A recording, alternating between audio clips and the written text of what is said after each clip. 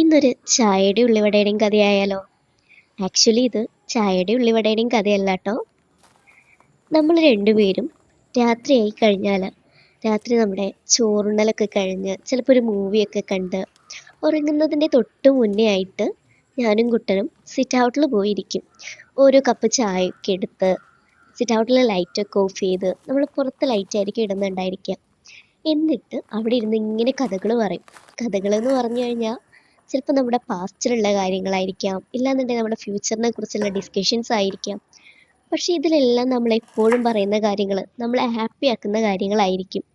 May be പാസ്റ്റിൽ നടന്നിട്ടുള്ള funny ആയിട്ടുള്ള കാര്യങ്ങൾ, നമുക്ക് ഓർത്തിരിക്കാൻ എപ്പോഴും ഇഷ്ടപ്പെടുന്ന കാര്യങ്ങൾ, അല്ലാന്നുണ്ടെങ്കിൽ നമ്മൾ അന്ന് നടന്നതിൽ ഏറ്റവും ഹാപ്പി ആയിട്ടുള്ള മൊമെൻറ്റ്സ്, ഇല്ലെങ്കിൽ ഫ്യൂച്ചറിൽ നമ്മളെ ഹാപ്പി ആക്കാൻ, അല്ലെങ്കിൽ നമ്മൾ നേടണമെന്ന് ആഗ്രഹിക്കുന്ന കാര്യങ്ങളെക്കുറിച്ച്, ഇങ്ങനെ എന്തെങ്കിലുമൊക്കെ ആയിരിക്കും മിക്ക ദിവസങ്ങളിലും നമ്മൾ പറയുന്നുണ്ടായിരിക്കുക. ഈ ഒരു ചായ അതിനൊരു കാരണമാണോ എന്ന് ചോദിച്ചാൽ അതറിയില്ല. എനിവേ, ഈ ഒരു ടോക്കിന് നമ്മൾ പോകുന്ന സമയത്ത് ഒരു ചായ കയ്യിലെടുക്കും.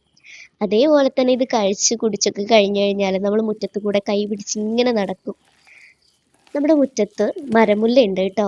അത് നിറച്ച് പൂക്കളുള്ള സമയമാണെന്നുണ്ടെങ്കിൽ അതിൻ്റെ നല്ലൊരു സ്മെല്ലും ഉണ്ടായിരിക്കും. ഭയങ്കര നമുക്ക് മറക്കാനാവാത്ത ഒരുപാട് മെമ്മറീസിലുള്ളൊരു കാര്യം കേട്ടോ ഇത്. അതേപോലെ ഇതിൽ ഉള്ളിവടയുടെ സ്ഥാനം എന്താണെന്ന് ചോദിച്ചാൽ, മിക്ക രാത്രികളിലും കുട്ടൻ പറയും നമുക്ക് എന്തെങ്കിലും ഉണ്ടാക്കിയാലോ. ഇപ്പോൾ വീട്ടിൽ ഉള്ളിയും അതുപോലെ തന്നെ ഇതിന് വേണ്ട കാര്യങ്ങളൊക്കെ എപ്പോഴും അവൈലബിൾ ആയിരിക്കുമല്ലോ. അപ്പോൾ നമ്മൾ പഴംപൊരിക്കൊക്കെ പഴം എപ്പോഴും വീട്ടിൽ അങ്ങനെ ഉണ്ടാവണമെന്നില്ല, കാരണം നമ്മൾ രണ്ടുപേരും അത്ര പഴം ഇഷ്ടപ്പെടുന്നവരല്ല. പക്ഷെ ഉള്ളി അങ്ങനെയല്ല, എപ്പോഴും അവൈലബിൾ ആയിരിക്കും. അപ്പോൾ നമ്മൾ ക്വിക്കായിട്ട് ഉണ്ടാക്കുന്ന കാര്യം ഇതാണ് കേട്ടോ. ഇതേ ചായ എടുത്തിട്ടായിരിക്കും മിക്ക ദിവസങ്ങളിലും നമ്മൾ പോകുന്നുണ്ടായിരിക്കാം. അപ്പോൾ അന്നത്തെ ദിവസം ഞാനിതിങ്ങനെ ഉണ്ടാക്കി. ഇപ്പോൾ ഈ വീഡിയോ കണ്ടപ്പോൾ എനിക്കിങ്ങനെ ഓർമ്മ വന്നതാണ്. നേരത്തെ ഞാൻ നമ്മുടെ മുളകിൻ്റെ ഒരു കാട് പോലെ പിടിച്ച് കിടക്കുന്ന സ്ഥലമുണ്ട്. രാത്രിയത്തെ കാര്യം മുൻകൂട്ടി കണ്ട് ഞാൻ പോയിട്ട് മുളകൊക്കെ പറിച്ച് വന്ന് ഞാനെൻ്റെ കുട്ടന് വേണ്ടിയിട്ട് ഇത് ഉണ്ടാക്കി കൊണ്ടുപോവാണ് കേട്ടോ.